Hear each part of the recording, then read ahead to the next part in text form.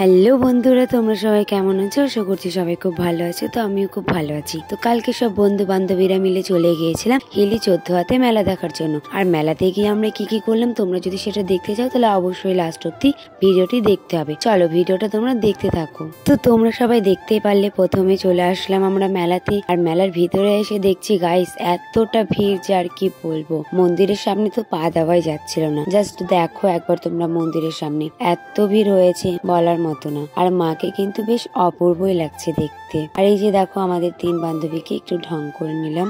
তারপরে মাকে দর্শন করার পরে আমরা এখন যাচ্ছি মেলার ভেতরে কি কি জিনিস এসেছে দেখার জন্য। মেলার ভেতরেও এতটা ভিড় হয়েছে গাইস বলার মতো। তারপরে আমরা চলে আসলাম ব্রেক ডান্স এবং নাগরদোলার সামনে। আর ব্রেক ডান্সটা সত্যি অনেক জোরে ঘোরাচ্ছিল, আর কি বলবো। আমি আর আমার বান্ধবী উঠছিলাম, সত্যি সেই মজা হয়েছিল।